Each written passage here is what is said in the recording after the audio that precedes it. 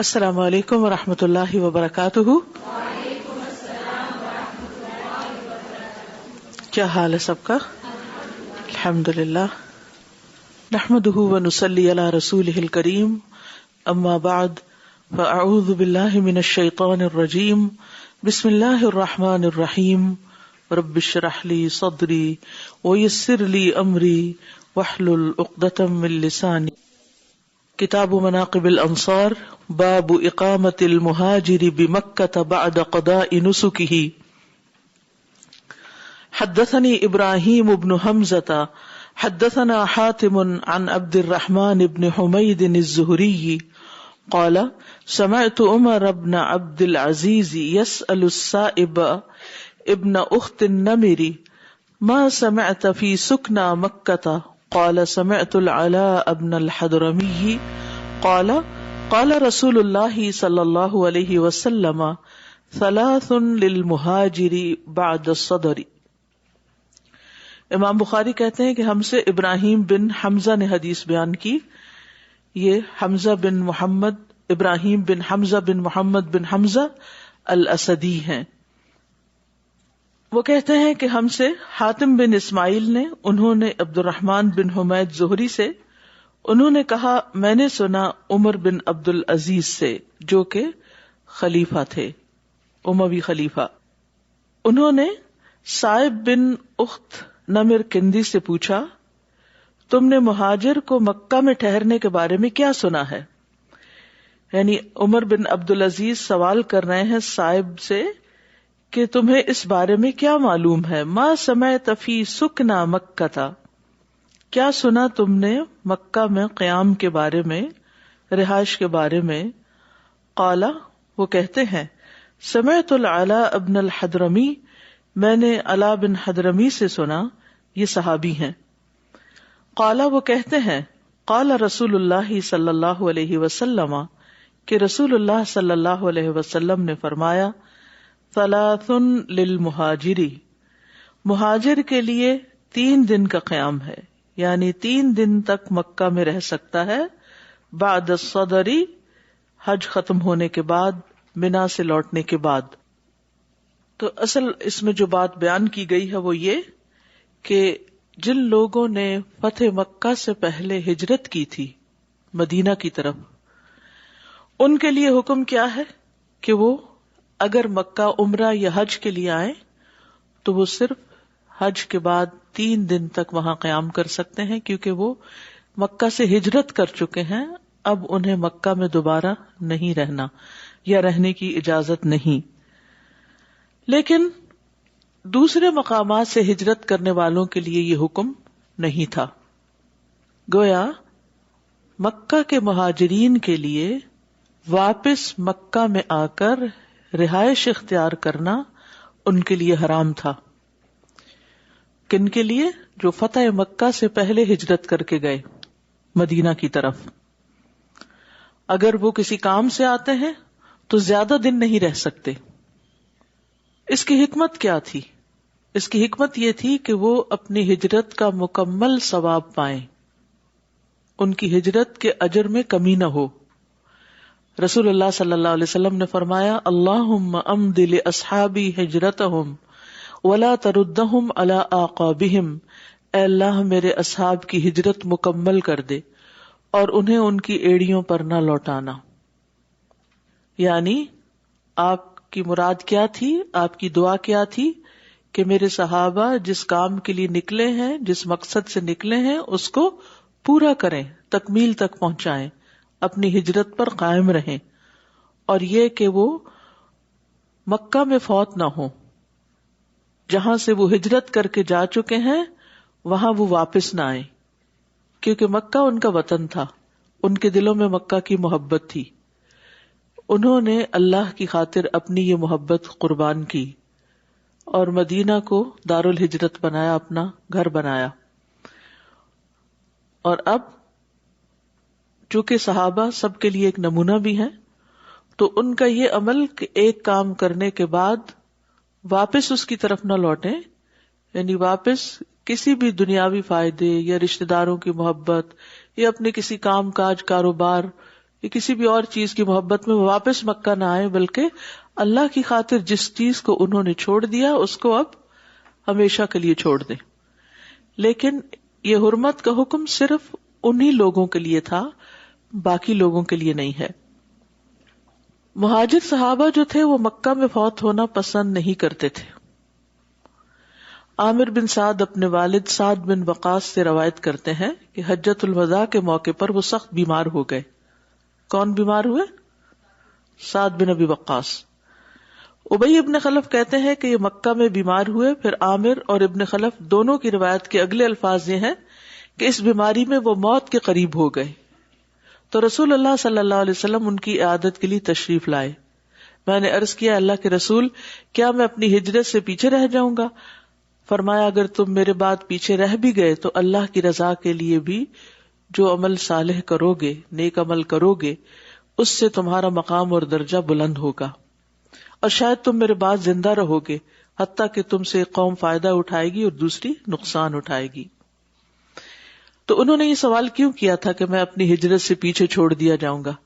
کیونکہ وہ مہاجرین میں سے تھے، اور مہاجرین نے اللہ کی خاطر اپنے وطن چھوڑے تھے، اور وہ نہیں چاہتے تھے کہ وہ واپس اسی شہر میں آ کر فوت ہو جائیں جس کو وہ اللہ کی خاطر چھوڑ گئے ہیں، اور وہ اس بات کو پسند کرتے تھے کہ وہ اس شہر میں فوت ہوں جس میں وہ ہجرت کر کے گئے ہیں. تو رسول اللہ صلی اللہ علیہ وسلم نے اپنے ساتھیوں کے لیے یہ دعا بھی کی کہ اللہ تعالیٰ ان کی ہجرت کو پورا کرے. آپ نے حضرت سعد کے لیے دعا کی. آپ کی بیمار پرسی کے لیے جب آپ ان کے پاس گئے، وہ کہتے ہیں کہ آپ نے اپنا ہاتھ میری پیشانی پر رکھا، میرے ماتھے پر رکھا، پھر میرے سینے اور پیٹ پر پھیرا اور فرمایا اے اللہ سعد کو شفا عطا فرما اور اس کے لیے اس کی ہجرت کو مکمل کر دے، یعنی اسے مکہ میں موت نہ آئے. اس سے ہمیں ایک اصول ملتا ہے زندگی کا، وہ یہ کہ انسان جس خیر کے کام میں ہاتھ ڈالے اسے پائے تکمیل تک پہنچائے، ادھورا نہ چھوڑے. اس میں سیکھنے کا ایک بہت بڑا سبق ہے.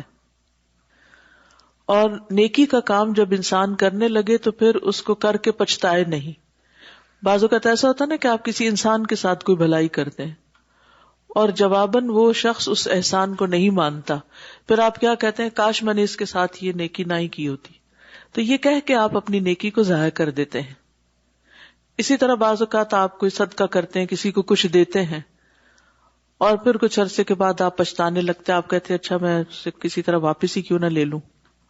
نہیں، جو کام آپ نے اللہ کی خاطر کیا ہے اس کو اللہ کے حوالے کر دیں، اس کے اجر کی توقع اللہ سبحانہ و تعالیٰ سے رکھیں. اسی طرح اللہ کے راستے میں صدقہ دے کر واپس لینے کی بھی ممانعت ہے. عمر رضی اللہ عنہ کہتے ہیں کہ میں نے ایک دفعہ اللہ کی راہ میں ایک سواری کا گھوڑا دیا، یعنی گھوڑا صدقہ کیا. جس شخص کے پاس وہ گھوڑا گیا اس نے اسے بیکار کر دیا، اس کا خیال نہیں رکھا. تو میں نے ارادہ کیا کہ میں اسے واپس خرید لوں، اور میرے دل میں یہ خیال بھی آیا کہ وہ اس گھوڑے کو اب سستا بیچ دے گا کیونکہ اب اس کی ویلیو وہ نہیں رہی. تو میں نے نبی صلی اللہ علیہ وسلم سے اس کے بارے میں حکم دریافت کیا کہ کیا میں ایسا کر سکتا ہوں کہ اپنا ہی دیا ہوا گھوڑا اس شخص سے اب واپس خرید لوں؟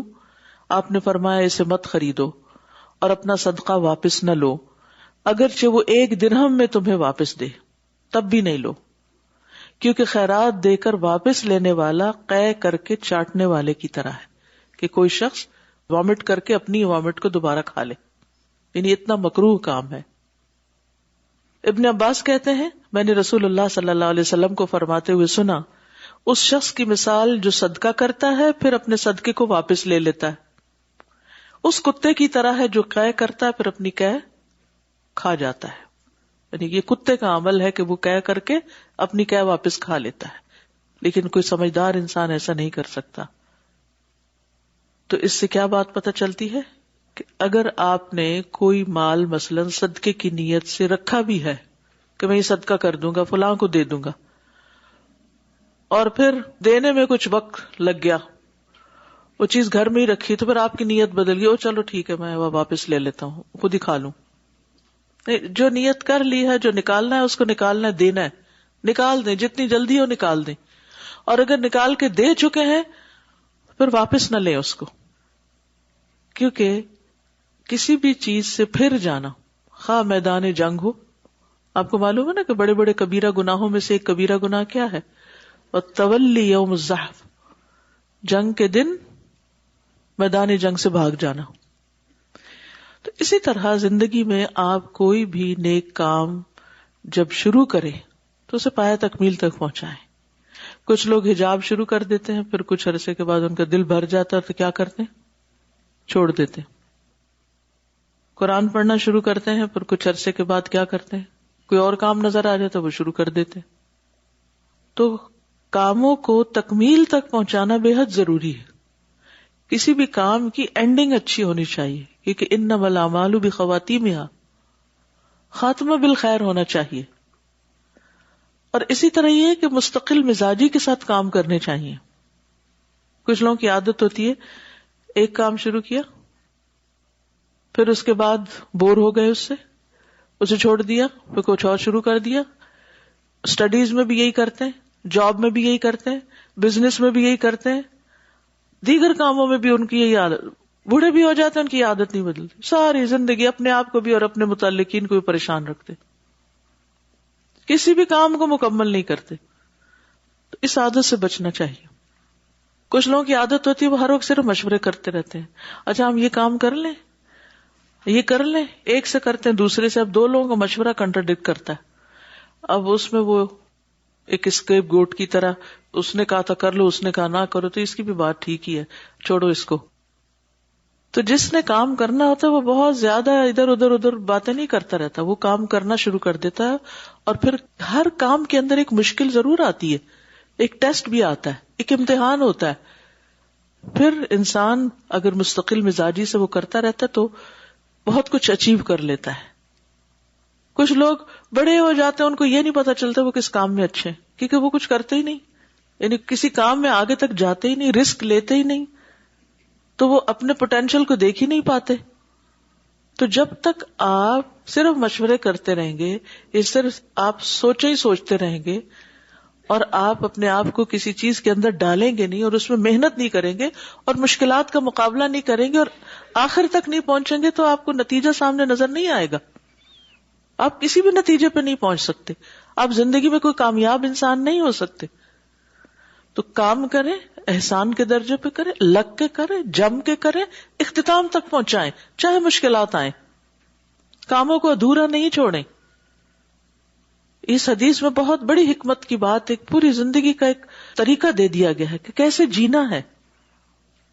ٹھیک ہے آپ نے ایک کام کیا، محنت کی، خوب محنت کی، لیکن اتنا اچھا نتیجہ نہیں نکلا، لیکن آپ نے اختتام تک پہنچایا، اس کو ایک منطقی انجام تک پہنچایا، اور اس کے بعد آپ پھر کسی اور چیز کو بھی آزما سکتے ہیں.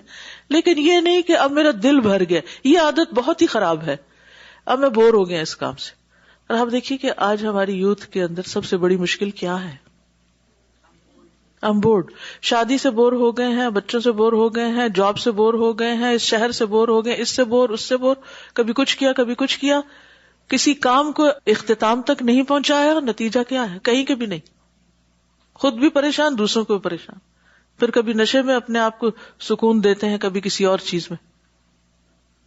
کچھ بھی شروع کریں، کوئی بھی کام، خواہ تھوڑا ہی کیوں نہ ہو، چھوٹا ہی کیوں نہ ہو، مستقل ہو، وہ اللہ تعالیٰ کو زیادہ پسند ہے.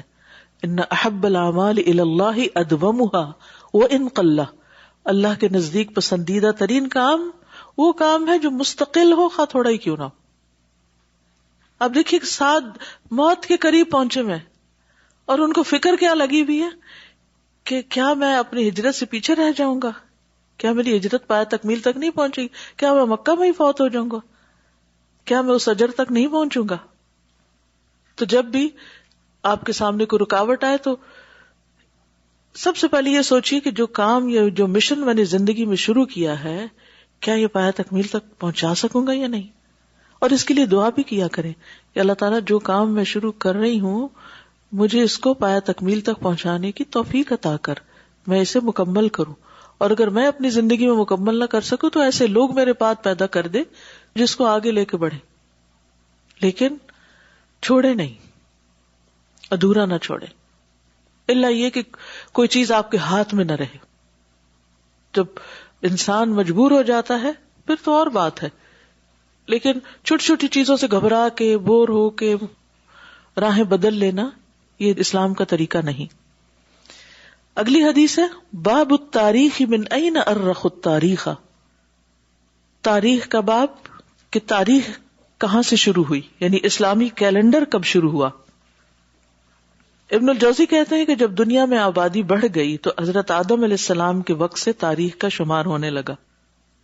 آدم علیہ السلام سے لے کر طوفان نوح تک ایک تاریخ، طوفان نوح سے ابراہیم علیہ السلام کے آگ میں ڈالے جانے تک دوسری، ابراہیم علیہ السلام سے یوسف علیہ السلام تک تیسری، یوسف علیہ السلام سے حضرت موسیٰ کے مصر سے روانہ ہونے تک چوتھی، کیونکہ یوسف علیہ السلام اور ان کا سارا کنبہ پھر مصر آ گیا اور پھر موسیٰ علیہ السلام کے وقت ہجرت ہوئی تو وہ ایک حصہ، وہاں سے داؤد علیہ السلام تک پانچواں حصہ، وہاں سے سلیمان علیہ السلام تک چھٹا، وہاں سے عیسیٰ علیہ السلام تک ساتواں. اور پھر مسلمانوں کی تاریخ ہجرت سے شروع ہوئی اور ہجرت ربیع الاول میں ہوئی، لیکن اسلامی سال کا آغاز محرم سے ہوا کیونکہ نبی صلی اللہ علیہ وسلم نے اصل میں ارادہ ہجرت کا محرم میں کیا تھا. بیعت عقبہ ثانیہ کب ہوئی تھی؟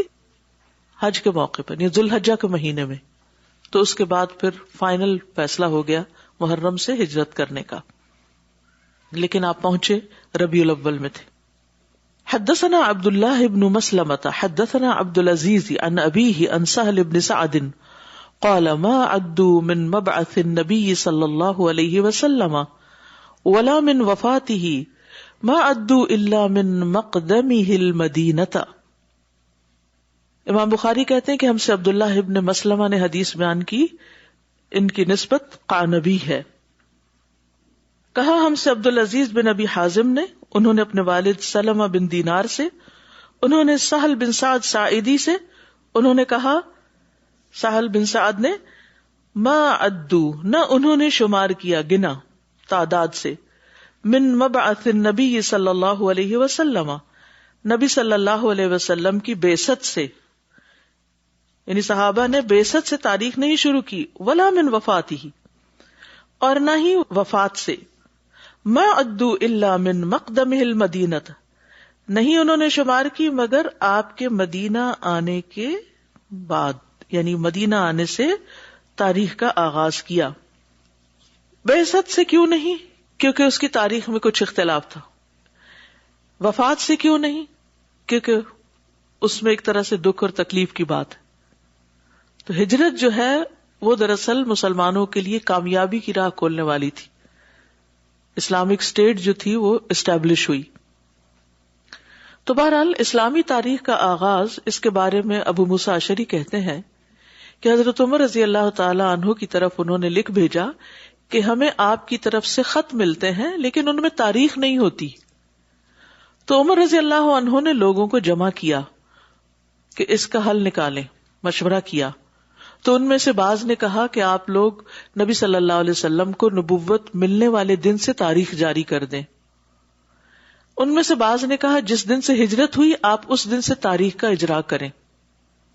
تو پھر حضرت عمر نے کہا کہ ہجرت ہی ٹھیک ہے، ہجرت نے حق اور باطل میں فرق کر دیا، تو اسی کے ساتھ تاریخ کو جاری کر دیں.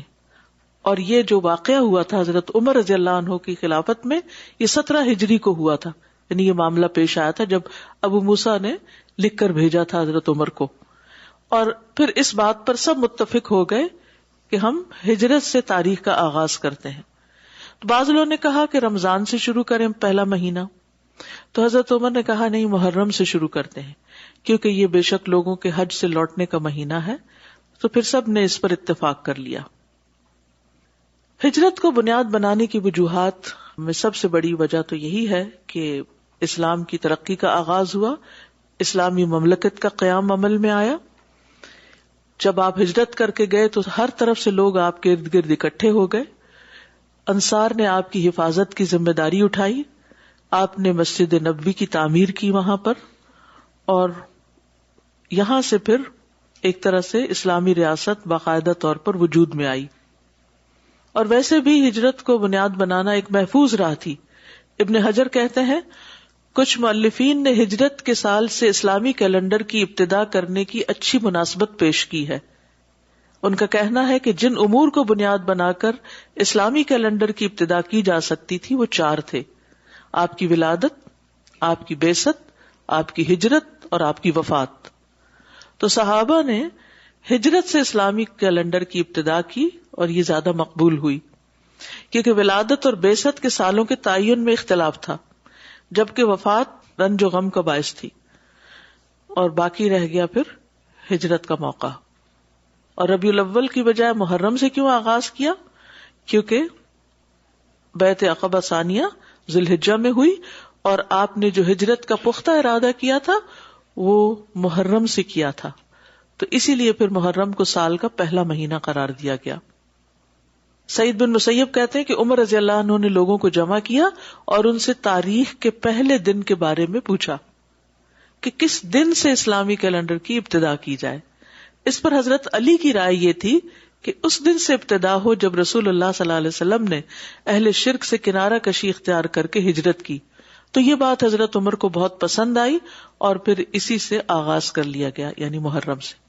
تو یہ سب کے مشورے کے ساتھ ایک طرح سے اسلامی کیلنڈر کا آغاز ہوا اور آج تک یہ جاری ہے. اگلی حدیث ہے: حدثنا مسدد حدثنا يزيد بن زريع حدثنا معمر عن الزهري عن عروة عن عائشة رضي الله عنها قالت فرضت الصلاة ركعتين ثم هاجر النبي صلى الله عليه وسلم ففرضت 4 وتركت صلاة السفر على الأولى تابعه عبد الرزاق عن معمر.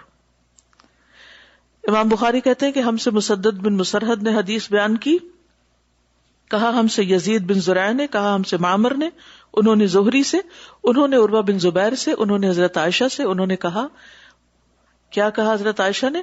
فرضت الصلاۃ رکعتین، فرض کی گئی نماز 2 رکعتیں. کب فرض ہوئی تھی نماز؟ معراج کے موقع پر. ہم اس کی تفصیلات پیچھے پڑھ چکے ہیں. معراج کے موقع پر نماز فرض ہوئی اور رکعتیں کتنی تھی؟ 2 رکعتیں، یعنی 5 نمازیں لیکن 2 رکعتیں. ثم ہاجر النبی صلی اللہ علیہ وسلم، پھر نبی صلی اللہ علیہ وسلم نے ہجرت کی. ففرضت 4، تو ہجرت کے بعد 4 رکعتیں فرض ہو گئیں. ٹھیک ہے، جیسے ظہر کی، عصر کی، عشاء کی 4 رکعتیں ہو گئیں. اب آپ دیکھیے کہ امام بخاری ہجرت کے باب میں اس حدیث کو لے کر آ رہے ہیں کہ نماز کا بھی اس سے تعلق ہے کہ ہجرت سے پہلے کتنی نماز تھی اور ہجرت کے بعد. وَتُرِكَتْ صَلَاةُ السَّفَرِ عَلَى الْأُولَى، اور سفری نماز جو تھی وہ پہلے پر ہی رکھی گئی، یعنی 2 ہی رہی. قصر جو ہے وہ 4 کی بجائے 2 ہوگی، اور 3 ہی اور 2 ہی ہیں.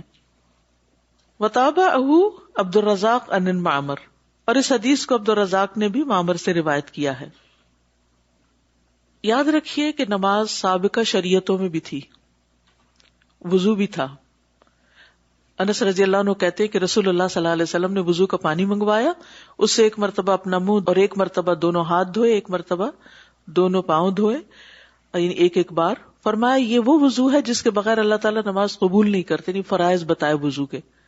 پھر وضو کا پانی منگوایا اور 2 بار آزاد ہوئے. فرمایا جو ایسا وضو کرے گا اللہ اس کو دگنا اجر عطا کرے گا. پھر وضو کا پانی منگوایا اور 3 بار آزاد ہوئے. فرمایا یہ تمہارے نبی اور پہلے انبیاء کا وضو ہے. تو یاد رکھیے کہ وضو صرف ہماری شریعت میں ہی نہیں بلکہ پچھلے انبیاء بھی وضو سے ہی نماز پڑھتے تھے. پھر ہر نبی کی نمازوں کے اوقات وہ بھی کچھ اسی طرح تھے جو ہماری نمازوں کے اوقات ہیں. حضرت جبریل علیہ السلام 2 بار آ کر آپ کو نماز کی امامت کراتے ہیں، ایک مرتبہ اول وقت میں اور ایک مرتبہ ذرا تاخیر سے. اور پھر آخر میں کہا کہ اے محمد صلی اللہ علیہ وسلم یہ آپ سے پہلے انبیاء علیہ السلام کا وقت رہا ہے، نماز کا وقت ان 2 وقتوں کے درمیان ہے. ٹھیک ہے. ہر نبی مشکل وقت میں نماز کا سہارا لیتے. کانوا یفزعون اذا فزعوا الی الصلاۃ، جب انہیں کوئی پریشانی آتی تو وہ نماز کی طرف متوجہ ہو جاتے. اور آپ تجربہ کر کے دیکھ لیجئے، پریشانی، غم، دکھ، تکلیف کی خبر سننے کے بعد آپ کی جو کیفیت ہے، اگر آپ فوری طور پر جا کر وضو کر لیں اور نماز پڑھ لیں تو آپ کی کیفیت میں لازماً فرق پڑے گا. نماز میں آپ اللہ کے سامنے روئیں گے، فریاد کریں گے، دعائیں کریں گے، اور آپ دیکھیں گے کہ وہ حالت جو پہلے تھی وہ بالکل بدل گئی. نماز کے بعد آپ ایک اور انسان بن چکے ہوں گے. تو یقینی طور پر نماز غموں، دکھوں، پریشانیوں کا حل ہے. پھر اسی طرح ہم دیکھتے ہیں کہ حضرت سارہ جو تھی، جب انہیں ایک ظالم بادشاہ نے پکڑ لیا تھا، جس کی تفصیل پیچھے گزر چکی ہے، تو اس وقت جب بادشاہ ان کے پاس آیا بری نیت کے ساتھ، تو وہ کیا کرنے لگی؟ وضو کر کے نماز پڑھنے لگی اور دعا کی نماز پڑھ کے، اے اللہ اگر میں تجھ پر اور تیرے رسول پر ایمان رکھتی ہوں تو تو مجھ پر اس کافر کو مسلط نہ کر. تو بادشاہ کا سانس گلے میں پھنس گیا اور وہ گر کر ایڑیاں رگڑنے لگا، یعنی ان کی دعا قبول ہو گئی. تو کوئی بھی زندگی میں مشکل مرحلہ آئے، کسی بھی بات کا فیصلہ کرنا ہو، آپ ڈیسیژن نہ لے پا رہے ہو، نماز پڑھیے، استخارہ کیجیے، اللہ سے دعا کیجیے اور معاملہ اللہ پہ چھوڑ دیجیے، مشکلات حل ہو جائیں گی.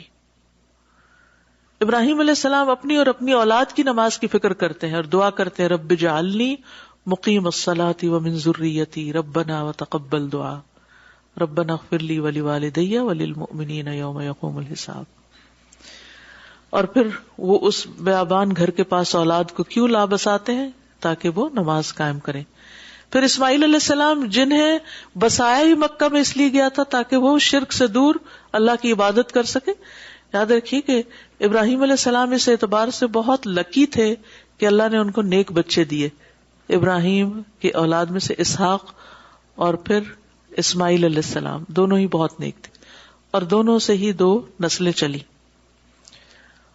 اور پھر اسحاق علیہ السلام کے آگے یعقوب علیہ السلام بیٹے تھے، وہ بھی بہت نیک تھے. لیکن یعقوب علیہ السلام اپنی اولاد کے معاملے میں آزمائے گئے. اسی طرح نوح علیہ السلام آزمائے گئے. داؤد علیہ السلام کو اللہ نے سلیمان علیہ السلام جیسا بیٹا بہت اچھا دیا. تو ہر ایک کے حالات مختلف ہوتے ہیں. کچھ لوگوں کو اللہ نیک اولاد دیتا ہے اور کچھ لوگ اولاد کی وجہ سے آزمائے جاتے ہیں. اور پھر ایک ماں باپ کے آگے بھی کچھ بچے نیک ہوتے ہیں اور کچھ نیک نہیں ہوتے. حالانکہ ایک ماحول میں پلے ہوتے ہیں، ایک ماں باپ کے ہاتھوں پلے ہوتے ہیں، لیکن ان میں بہت بڑا فرق ہوتا ہے، کیونکہ اللہ نے ہر ایک کو الگ شاکلہ پہ پیدا کیا.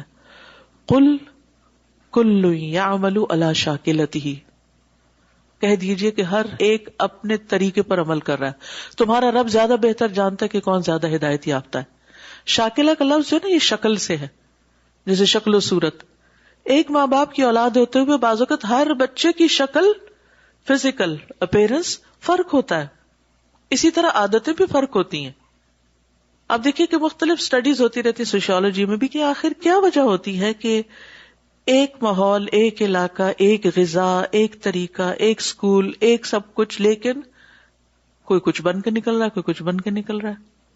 حتیٰ کہ ایک ماں باپ کی اولاد، یعقوب علیہ السلام ہی کی اولاد یوسف علیہ السلام تھے، اور بنیامین اور وہ بڑا بھائی جو نسبتاً بہتر تھا، اور وہ باقی سب جو مشکل پیدا کرتے تھے.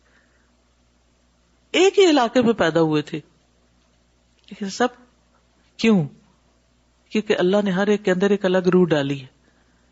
وہ روح جو ہے وہ انسان کی جو شخصیت ہے یا اس کی جو عادات ہیں یا اس کی جو پرسنالٹی ہے اس کو ظاہر کرتی ہے. شقی ام سعید. تو قل کل یعمل علی شاکلتہ، ہر ایک کا شاکلہ فرق ہوتا ہے. اس کے باوجود کہ ہر ایک کا شاکلہ یا ہر ایک کا طریقہ یا ہر ایک کا لائف سٹائل یا ہر ایک کی پرسنالٹی الگ ہوتی ہے، ماں باپ کا فرض کیا بنتا ہے کہ وہ اس چکر میں نہ پڑے رہیں، وہ اپنا فریضہ ادا کرتے رہیں اور اس غم میں بھی نہ گھلیں کہ ہم نے اتنی محنت کی اور یہ کیا بن کے نکلے. یعنی کہ ہم نے تو اپنی جان کی بازی لگا دی ان کی تربیت میں، یہ کیا بن گئے. کیونکہ یہ تو اللہ کے ہاتھ میں ہے. آپ کا کام اپنا فریضہ ادا کرنا ہے. تو ابراہیم علیہ السلام نے کتنی ایفرٹ لگائی تھی اور کتنی بڑی قربانی دی تھی. اپنے سب گھر بار کو چھوڑا اور آگ میں پھینکے گئے، اور پھر اپنی اولاد کو لا بسائے کہ ایسی جگہ بیابان جہاں کوئی نہ ہو، جہاں شرک کا نام ہو نشان نہ ہو. اور کیا ہوا پھر؟ کچھ عرصے کے بعد وہ شرک کا گڑھ بن گیا، پھر شیطان پھر اپنا کام کر گیا. حالانکہ ابراہیم علیہ السلام کتنے بڑے ویژنری تھے کس طرح وہ صرف اپنی آج کی اولاد نہیں، اپنی نسلوں کی فکر کرتے ہیں. کہتے ربنا وابعث فیہم رسولا منہم یتلو علیہم آیاتک ویزکیہم ویعلمہم الکتاب والحکمہ. تو آپ سب بھی صرف اپنی نسلوں کی نہیں، آج کے بچوں کی نہیں، ان بچوں کے بچوں اور پھر آئندہ کئی سو سال تک آپ کی نسل سے جو افراد اس ملک میں پیدا ہوں گے ان کا فیوچر کیا ہے، اس کے لیے دعائیں کیا کیجئے.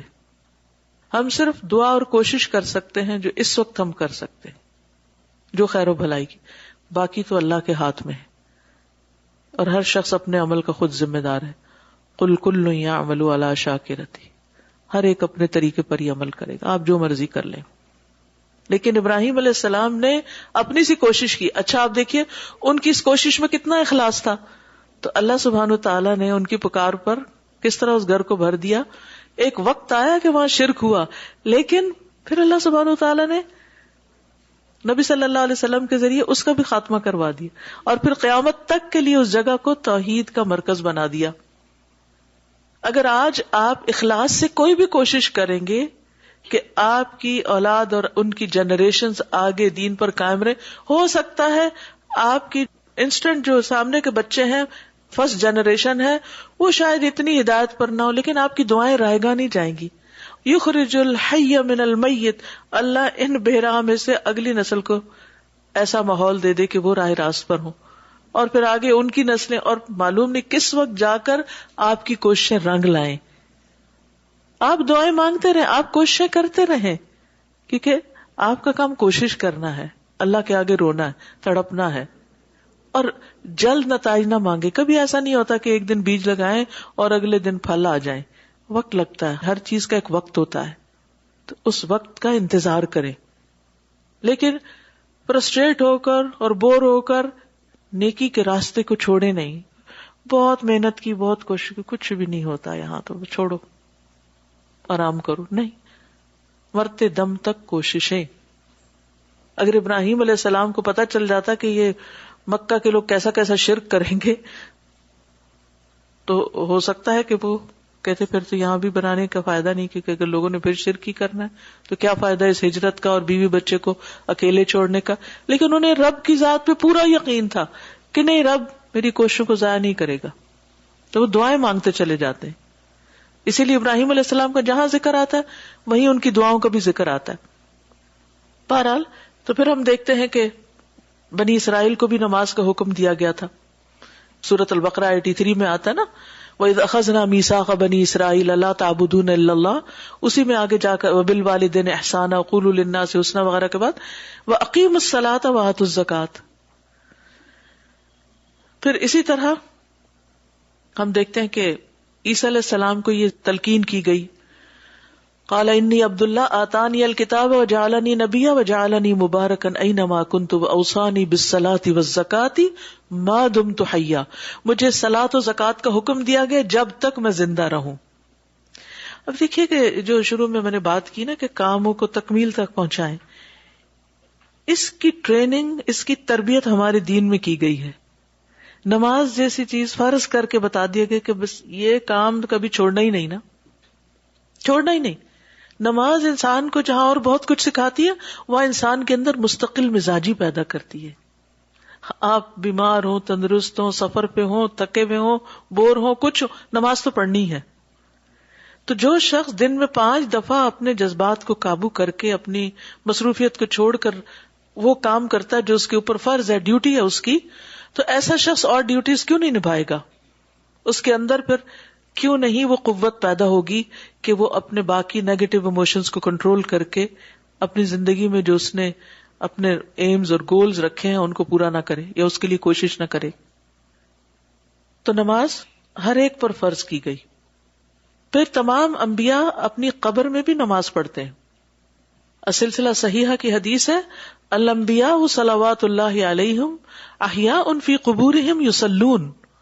تمام انبیاء اپنی قبروں میں زندہ ہیں اور وہ نماز پڑھتے ہیں. پھر اسی طرح نبی صلی اللہ علیہ وسلم جب معراج پر گئے تو کہتے ہیں کہ میں نے اپنے آپ کو انبیاء کی ایک جماعت میں دیکھا اور موسیٰ کو کھڑے ہوئے نماز پڑھتے دیکھا. ٹھیک ہے.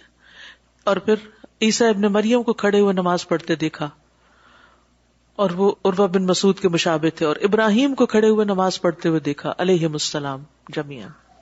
ٹھیک. تو یہ نماز جو ہے یہ ہمارے دین کا ایک لازمی حصہ ہے اور مستقل مزاجی پیدا کرنے کی بہترین تربیت ہے. اور ہجرت سے پہلے نماز کی تعداد کم تھی اور ہجرت کے بعد اس کو بڑھا دیا گیا اور پھر ہمیشہ کے لیے اسی پر قائم رکھا گیا.